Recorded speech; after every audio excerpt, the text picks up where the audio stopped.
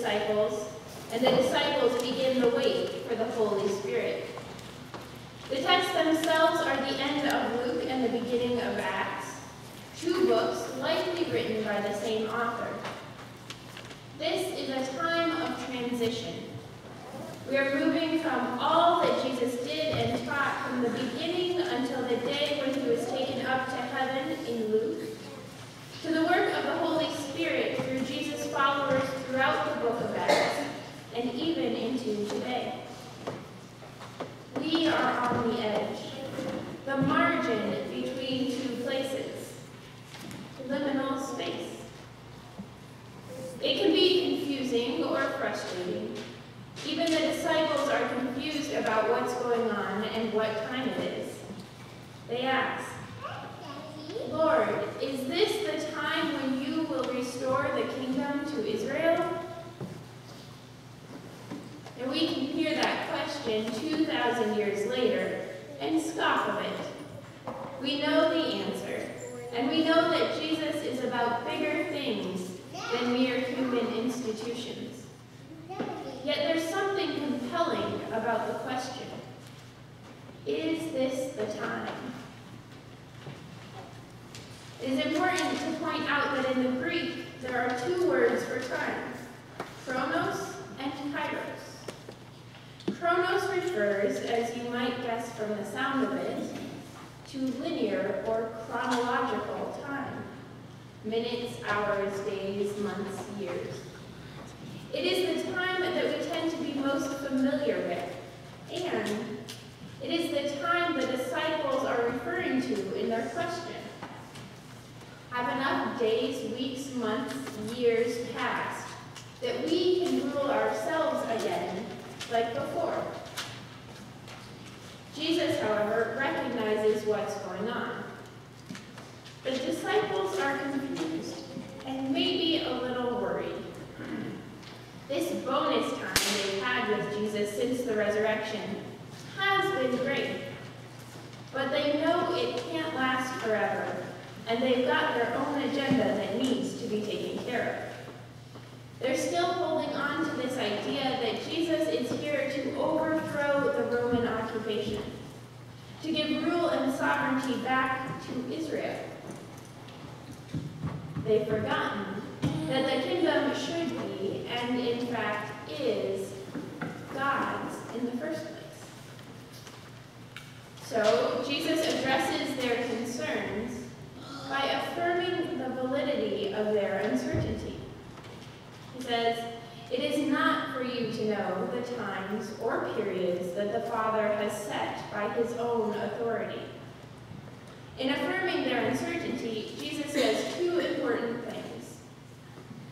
He brings the focus back onto God's power and authority, confronting the disciples' assumptions about human power and authority.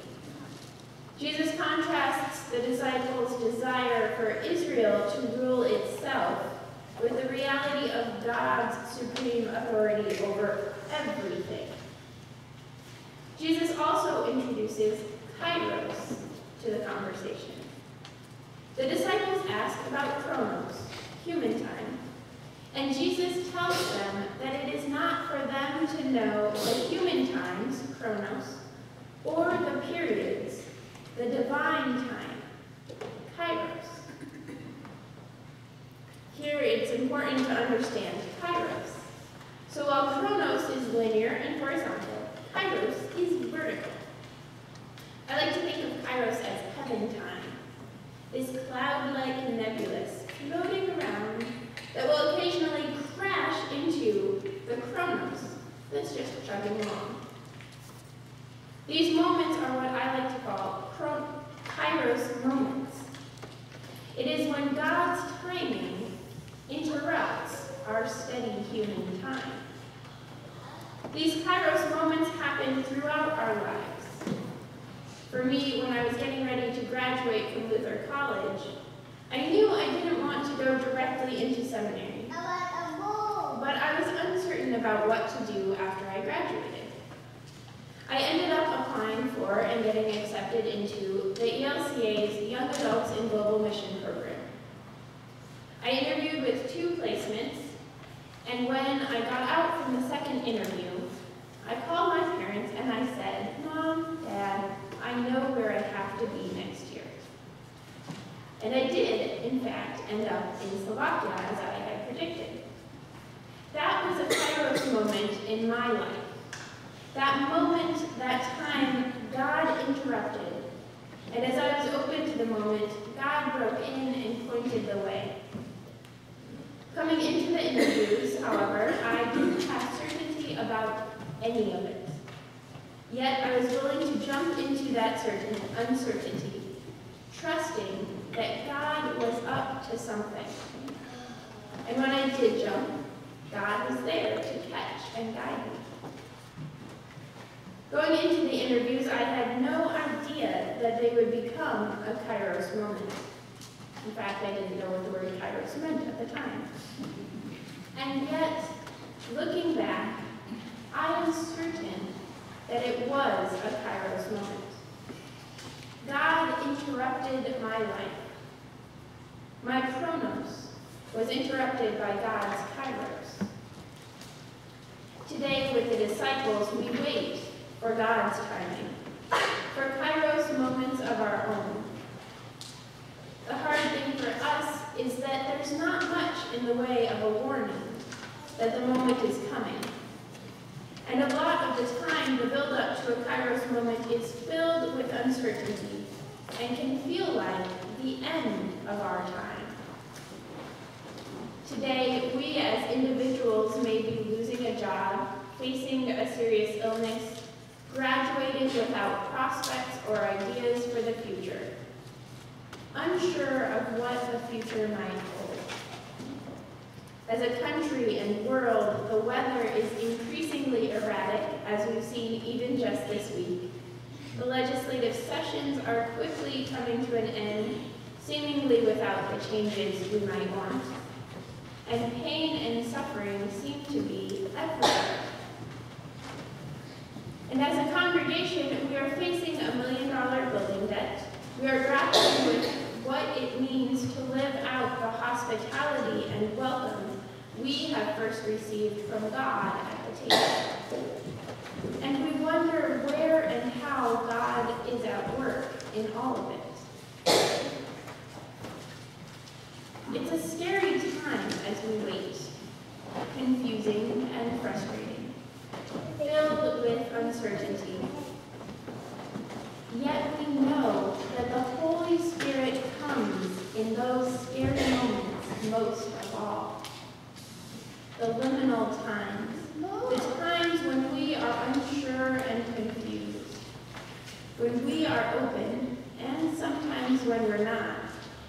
God breaks in and shows us, as Paul states in Ephesians, the hope to which God has called you, the riches of God's glorious inheritance, and the immeasurable greatness of God's power. Jesus broke into the disciples' fearfully locked house after the resurrection. And in this time after his ascension, we wait with mounting urgency for the Holy Spirit to break into the house where we wait in Jerusalem. And even now we catch glimpses that this might be a Kairos moment in the making. We may now have opportunities to branch out and pursue a new passion or try our hand at a new position. Invest more time in the relationships we have, or try that thing we've been thinking about for a while. We hear of the people who are running toward crises, seeking to help, of more pressure to provide safe workspace for workers around the world, especially in Bangladesh, of changes in how we approach the environment. People seem to be stepping up to fill in where they see a need. And as a congregation, we are discerning a new welcoming statement, starting a task force to be creative in exploring finances for the future. Urgency is building, and glimpses are increasing that the Holy Spirit might be stirring something up. Can you feel her whisper? Can you feel the approaching Pentecost? Chronos becoming Kairos. Is this the time? Can you feel the energy mounting? Change is coming. The Holy Spirit is stirring. What might God be up to? Where is God leading us? How will you be open to the approaching Kairos moment?